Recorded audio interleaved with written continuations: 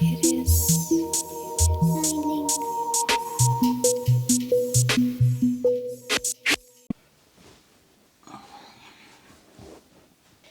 Hi everyone, welcome to my channel. I'm going to share my testimony by saying that I was not raised Christian. I didn't have a background of being brought to Sunday school or going to church. I was raised Orthodox, but we were Orthodox by name really. We went to church on a special occasion like a wedding or Easter. We wouldn't have been believers and we wouldn't have had maybe even a Bible in our home. I didn't have a relationship with God. I didn't really know God. I knew God as a form of duty, and that's more or less how we were raised. And my parents also were not raised to know the gospel, and so that's kind of my non-Christian background, and probably a lot of the reason why I ended up going out into the world, because I didn't have any reservations against it. There was no reason in my mind at the time that I thought I shouldn't go and enjoy myself or be a part of the world really. In my late teens, probably around when I was maybe 17, 18, I started to party. I started to go out clubbing, and with that came the drinking. And a couple of years, I think, after I began partying, I found myself partying a little bit heavier and in a very different scene in terms of music. So when I first started partying, I was partying in sort of clubs that played dance music. And to some degree, it was a little bit innocent at the time. But then as I got a bit older and I started to go to university, I started to party really heavy in the Dublin underground scene. And these scenes were really filled with darkness. There was a huge drug culture, drinking, and even outside of that, people really idolized the music there. And that's really where I encountered a lot of underground music. So I started to really develop a ear for it. I started to really love it. I was listening mainly to, at the beginning, it was dubstep. And I remember I used to go to one club that had 3 separate rooms. One played dubstep, another played drum and bass, and one was hip hop. At that age, you know, it just felt like a world that opened up to us. And, you know, myself and my friends, it kind of swept us off our feet, I think, in a way.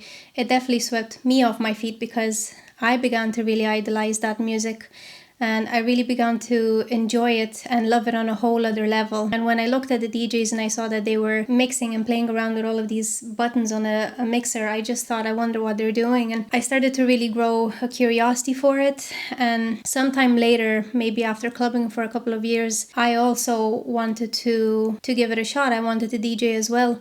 So I bought my first pair of decks, and I had a couple of friends who were able to show me how to mix, and it was an amazing time in the sense that I was really immersed in it. I really immersed myself in it, and I was really enjoying learning something new, and I was finding a passion at a very young age in my early 20s.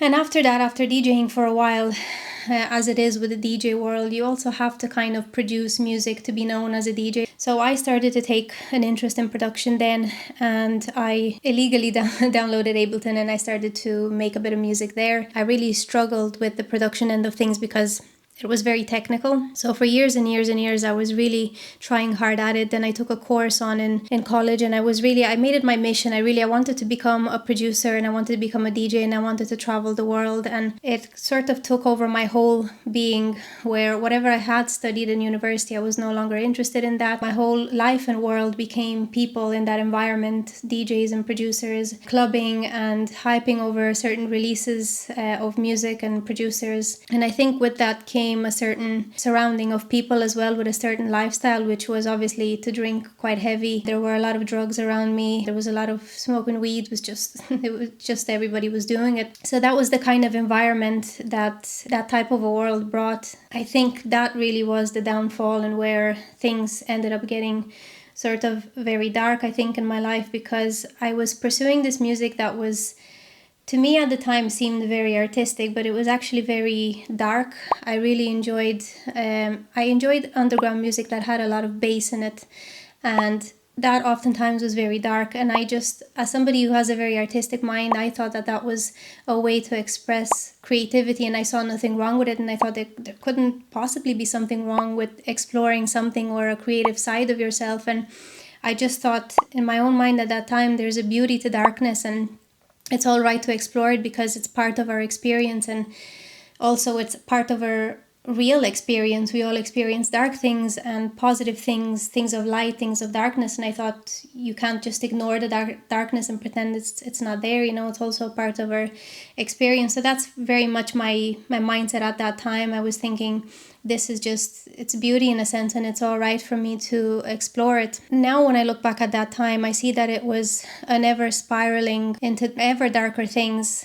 And I think with glorifying that darkness, there was a sadness inside of me, I think, that I was trying to maybe come to terms with. And I think that I thought at the time that identifying with those sad feelings through the music was actually helping me. So I began to glorify not only the dark music, but the darkness inside of me. And I think probably, if I had to, put a reason to it, the reason maybe that I was drawn to that music was because of the things that I was feeling inside, and I thought the music was going to help me ultimately. But I think the lies of Satan are often subtle like that, where we see light in something that is actually darkness. It was just a dream for me to be able to make my own music, to be able to express myself, and also I think to identify with the feelings that I was feeling through that music. That was wild to me to be able to do that. Certainly for me, at one point, I really had to ask myself, if I was going to carry on this way and I was going to carry on with that environment, those people, those things that I was doing. And I felt a certain stirring inside of my spirit that something wasn't right. The things that we were getting up to weren't really right. That style of life was messy, and it was, sleepless nights, partying after partying, eating poorly, drinking a lot, and things of that nature. And those things ultimately couldn't have brought anything positive in my life. And they were all right maybe for a time when they were new, but they started to really become heavy. I rest on this idea, that comes from the Bible, that we reap what we sow. And I think that if you sow to destruction, then your life is going to become destructive. There's repercussions to those things. Your relationships suffer, your mental health suffers, then even your physical health can start to suffer. So I think in a way I was reaping what I was sowing, but I didn't even know that I was doing that. I really was so far away from God because I never knew God, and I had never had the gospel preached to me. The only thing that I really remember of knowing about Jesus, obviously coming from an Orthodox background, I think that if somebody would have stopped me on the street and said, who is Jesus? I might have said, oh, well, Jesus is a person that lived at a certain time. And maybe if they asked me, well, why did Jesus die? I might have been able to say, I think he died for our sins. But past that, I wouldn't have understood the gospel message. I wouldn't have understood that we are saved by grace through faith. I wouldn't have understood anything related to works, that our salvation is not works-based. I didn't know the Bible. I had never read the Bible. I wasn't familiar with the teaching of Jesus. I wasn't familiar with the teaching of Paul. And I think ultimately I was really lost. I was in the world and I was lost. I think there was a deep feeling inside of me that I wanted to believe in God, but coming from a kind of scientific background through university, I just thought, we can only make assumptions about the things that we can see. So although I wanted to believe in God, I just thought, I don't have this faith and I don't think that anybody knows. And I thought in a certain kind of way, maybe we're all unsure and agnostic because nobody knows for sure. Even the people that claim that they know, they don't know for sure. And certainly the people around me would have been, I think, critical of faith or religion or anything of that sort. And I would say that probably influenced how I thought as well. And it wasn't until I was 28 that my sister preached the gospel to me. My sister and her husband were out in the world. They were, they were also partying, they were having fun, they were being young. And they came out of that world because they were called by God and they really felt this calling. And my sister started to preach the gospel to me. And I had a lot of questions at the time. I was very open-minded to it. And I really think that now when I look back, I see that God was preparing my heart for somebody to come and to minister, to share with me the gospel, because a lot of things in my life had sort of aligned for that moment. I was getting to that point that I really was fed up with the lifestyle, with what came with it. And so when my sister came with the gospel into my life, I was ready to discuss it. I wasn't ready to accept it, but I surely had a lot of questions. And so I started to ask, and the story of Adam and Eve seemed fairy tale like to me. And, to be truthful, it seemed sort of silly to me. So that was one that I remember I would ask about, and I think that God was beginning to work in my heart, and certainly he was working in my life even before that. And so I remember at one point I picked up the Bible and I said, I'm going to read it cover to cover and I'm going to really understand. And part of that was a curiosity, but another part I think is I felt that if I read the Bible I could, I guess, counter-argue all the things that maybe my sister had been trying to preach to me at the time, because although there was a part of me that was accepting what her and her husband were preaching to me, I also was skeptical, and I thought, if I pick up the Bible and I go and I study and I educate myself, I'll have something to say that is worthy and knowledgeable, and I'll be educated. So I picked up the Bible and I went to a local church, and I met a couple of people there that were also young. They had recently come out of similar lifestyles as well. So when I attended the Bible studies there, and I started to attend several, it was there really that I started to hash things out and started to question a lot. And it was really I think the words of the New Testament, especially the teachings of Paul, really helped, because he was saying that there were certain things that were spiritually discerned, and that the spiritual man understands spiritual things, but unspiritual people don't understand these things. And so it made sense to me why there was such a division between what the world believed and what I was starting to believe. It was during this time of developing this curiosity for the gospel that I think I really entered the church. And although I entered the church with this idea that I was going to debunk the Bible in some sort of a way, in my innocent way of thinking at the time, the Bible actually really grew on me, the writings of the Bible, and I started to really love the Word of God, and I wanted to know God deeper, and I started to pray at that time. And this was very unusual, and I started to understand that there is a difference between people in the world and people that have understood the gospel. There's a difference between the spiritual man and a difference between the person that's out in the world. The spiritual man can discern spiritual things, whereas the person that's out in the world, they can't discern those things because they're living under deception. And I was living under massive deception, and part of the reason why I couldn't see God was because I was living under that deception. And I think to a certain degree, God did give me up to my own sinful lifestyle, and I became even more blinded in that life, and music became glory to me. Music became a sort of God to me, and what I was feeling inside became all-encompassing. So it wasn't really until the age of 28 that I heard the gospel. And when I heard the gospel, and when I started to go to church, when I started to meet all of these younger people in the church, and the gospel was really starting to take effect in my spirit and in my soul, that's really when I started to feel calling. I felt God was calling me to leave that lifestyle and to enter a more sanctified life. But although I felt this calling, I didn't really necessarily know how to answer it. It was a stirring inside of me, and I knew that I could no longer live the way that I was, and I knew that there was something about the Bible that was deeper, and I wanted to know what it was that was deeper, and I wanted to know Christ. But I think that during this time, it didn't come without difficulties. There were certainly difficulties to coming to faith, and becoming saved and really accepting Christ, because I went through a period where I really grappled with a lot of questions and a lot of things that I couldn't understand, things that I couldn't reconcile, like scientific things, when it comes to carbon dating, and there's this gap between what is science and what is religion, and even the theory of evolution. And that was a difficulty for me that came in waves. I think for the first year of being a Christian, I just came in and out of waves of believing and then saying, no, I really don't believe, and then believing and then saying, no, I'm not really sure about it. So I was 1 foot in and 1 foot out. I was lukewarm. But I think that God was working in my heart. And ultimately, I think that everything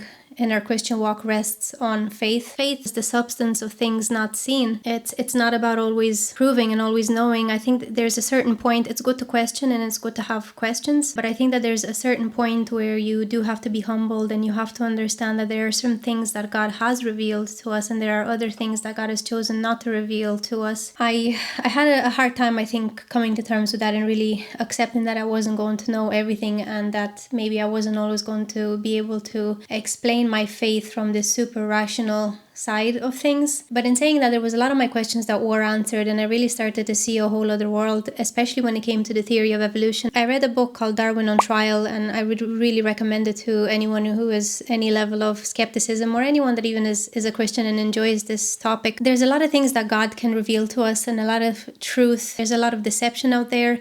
There's a lot of deception that we live under, and I don't think that it's an issue or a problem of any sort to God to clear things up. And I think for anybody that wants to know that there's a lot of things that God does want to share with us, and a lot of things that He wants to clear up. He wants us to see the light. This is the kind of God that we have. He's a God that wants us to see the truth and to see the light. But there are some things, that we'll never know. There's things that can be perplexing, and even just outside of science. There are certain things in the Christian walk that sometimes we don't understand why they happen. The bigger providence of God, we don't always know why something has happened or why God has chosen for it to happen that way. And I think we just have to rest assured that we have a God who's fair and just, and no matter what, He will ultimately bring it to our good, to restore us and to redeem us, because that's His ultimate plan. I think another thing that I was dealing with at the time, and I've noticed some Christians deal with this, some Christians don't. I started to deal really with legalism from different areas of just different Christian encounters, and that brought a real heaviness. I think at one point I really just wanted to renounce everything that I had learned up to that point. I wanted to renounce any faith that I had. I think within about a year and a half, I just wanted to walk away, from the Christian life. It wasn't only because I had questions and didn't know how to go about getting answers for those questions, but it was also because there was a heaviness with legalism and couldn't understand why certain Christians would be so strict and why they would more or less impose the same level of strictness on other people. We shouldn't push our own convictions, whether they're personal or biblical, on other people. I do believe it's important for us to address things like heresy in the church, of course, I'm not saying that anyone can have any sort of idea, but I think on things that are quite complicated and things that are maybe talked about in the Bible in very short pieces where it leaves room for debate, I think in those areas we need to leave one another room to be able to come to our own godly conviction about those things. But I didn't see that in my early time in the church. I saw some Christians that really were trying to push their views, and I went through a period where Christians, I think we're trying to be, it's my way or the highway type of thing. It's I'm right and my doctrine is the perfect doctrine. And I noticed this kind of attitude amongst a lot of Christians from different denominations, that because they believe in something, they believe that it's ultimately the way. And I think that can be very damaging. Legalism is very damaging. I've heard different stories about it. I think it was a problem in the time of Jesus, and it continues to be a problem for us today. For me, it was such a big issue that I didn't really step away, and I wanted to renounce my faith. And it's sad to think, in a way, it's been something that I'm still grappling with. I do pray that God will oversee this and that God will work his plan in all of it. I guess, people have different ways of thinking, and even though we're Christian, we're still broken as people sometimes, and we can have poor understandings of a lot of things, including the gospel. It's not spared. And I think that's probably what leads people to have this it's my way or the highway kind of mentality, that my doctrine is the correct and right doctrine. I do just want to end this testimony by also mentioning a pivotal part of my testimony. At the time that I entered the church in November 2019, I experienced a breakdown in 3 different friends, girls, that I would have been partying with and I spent my early 20s with. They were people that were very close to me. They were friendships that I did cherish at the time, but ultimately they came tumbling down. And I think especially since I entered the church, it was a bit of a funny thing, I think, for those 3 friends. Thinking back, I think it was the hand of God, because I think those friendships ultimately would have pulled me the other direction. Those 3 friendships were worldly friendships. They were built on worldly things. That's probably why they broke down so quickly, is because the foundation of those friendships was very worldly things, and I think there was nothing to hold those friendships in place. And that's a big part of my testimony, because I think it severed, it's almost like it put a line between what my life had been at one point and what my life ultimately became. As I was experiencing these breakdowns in these friendships, which was a very difficult time for me, I wanted to be in a relationship with a Christian man, and I wanted to be able to take this step forward into the Christian world with a partner. I had gone on a dating site where you could choose, the religion. So you had a drop down menu and you could choose whether you wanted that person to be Christian or Buddhist. And so I just thought, what if I search for Christian men and see what comes up? And so I searched for Christian men, and my now husband James came up on the website. And it's funny because he had a dilemma. He was thinking maybe I shouldn't put Christian because he had been backsliding, so he didn't know whether that he should put down that he was a Christian, because at the time he didn't really feel like he was honoring his title as a Christian. He did choose Christian, and that's how through that search I was able to find him. But had he not have put that down, I would never have seen him in the searches. So I started speaking through this app, and then this was during COVID, so it was very hard for us to meet actually, because we couldn't travel, so we were miles away from one another. After a while we decided to meet. We discussed our backgrounds, where we came from and where we wanted to go in our Christian life. We kind of went hand in hand, when we decided to leave the world behind and to follow a Christian path. But eventually we got engaged then and married in November 2022. We got married, and I really believe that was the hand of God, because I remember that at the time, early days of my sister becoming a Christian, she said, I got down on my knees and I prayed and I asked that God would give me a good man. And that's what I did. I prayed and I asked God to give me a good man. At another point, it is my plan to go into how myself and my husband met and how God has blessed us, because it's a big part of my testimony for sure. But yeah, this is my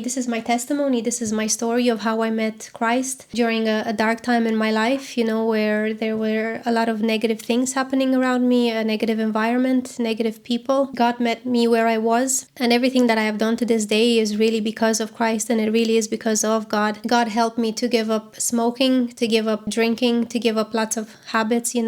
I was heavily involved in the clubbing world. I thought that because I love to socialize so much that I would never be able to walk away from those things. But everything I've left behind, I've left it for Christ, and He has blessed me multiple ways. I'm especially hopeful to speak into the heart of younger people who also find themselves in a similar environment where there's maybe a lot of partying going on, a lot of clubbing. There is that type of lifestyle. I hope that it'll be an encouragement to those people to understand that God can meet you where you are, and God can certainly draw you out of that world. And to come into the Christian world doesn't mean to come into a boring world, because there are many people with many stories. To learn a life outside of clubbing, dancing, partying, and drinking is an amazing thing to do, and I encourage anybody to walk away from that lifestyle and to see that Christ and that God has a lot more for us than just that, and that it's a very limiting way to live, and it's a very limiting way to think that the only thing that can give us true joy in our heart is to go out clubbing and to live for the weekend. God has so much more for you. God has so much more for me, and He didn't require me to do anything other than to have faith in Him. Thank you for watching.